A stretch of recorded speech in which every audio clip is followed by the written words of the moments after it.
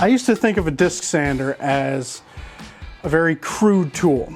And probably the reason for that was my first use of a disc sander was in my middle school woodshop class when I used it to 100% shape every bit of a project probably. But one nice thing about the disc sander is it is very, very predictable. It is pushing that piece of wood straight into that table. So it's for the most part a machine that will not sneak up on you. But it is a machine that is meant for very precise, very high level precision cuts.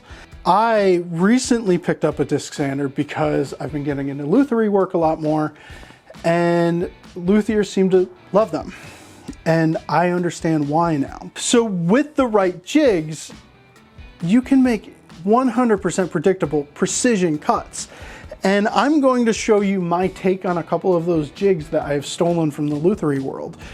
This first one is simply a piece of plywood with a notch cut in it to hold a clamp and a rabbet cut on the front. And it references off of this jig right here. Now this table lives on my disc sander, and all this is a piece of MDF with a piece of wood that slides in the miter slot. And there's a notch cut in it. One table saw blade's worth cut away at the table saw. Where this is on the piece is inconsequential. And this little piece of 1/8 inch hardboard gets lost all the time. When I need to use these jigs, I simply put this piece of 1/8 inch hardboard in there, and that becomes a stop block or a fence. And you'll see this piece just slides right up against that, and you wind up with a 100% flush reference surface off of the disc sander. Really simple to use. Show you how to do straight pieces, and I will show you how to do curved pieces as well. So I could put a dado stack on and do this in one pass, or I can just run a bunch of grooves and not put a dado stack on, and that's what I'm gonna do.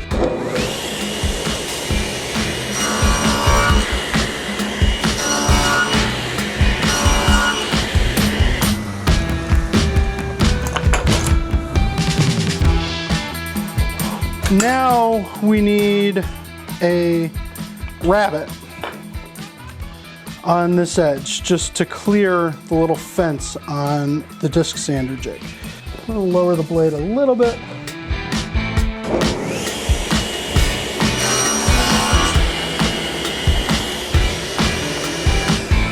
So now you'll see that this rabbet is not hitting this lip yet.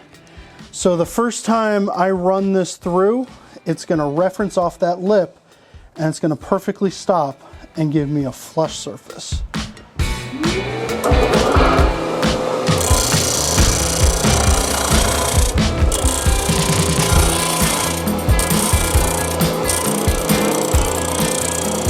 I got a little greedy and I dug into the platen as I was coming across. But this part right here is perfectly flush to that disc. So anything I put right there is gonna wind up getting cut off right there. I'll show you.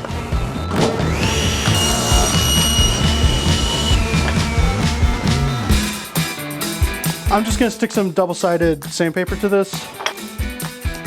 So let's say you are, I don't know, you've got a face frame or something that you're fitting, and it's not 90 degrees, it's 91 or whatever. You can hold the piece up, put it in place, put a clamp in place, and make your mark.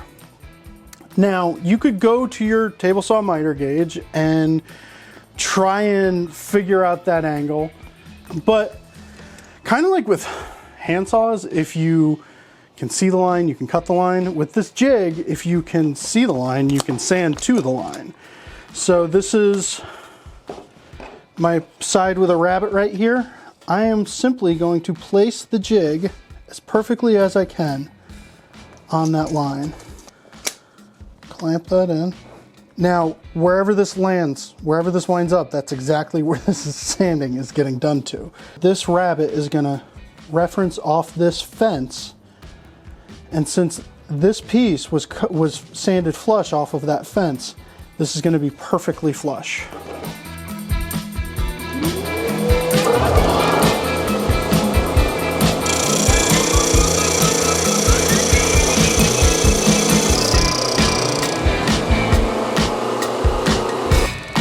So there you go. Let's say you have a commission and the designer specifies a 10-inch radius on some poles. You could 3D print a 10-inch radius on a piece of plastic and put that on a piece of plywood, and this is now your fence. So let me show you.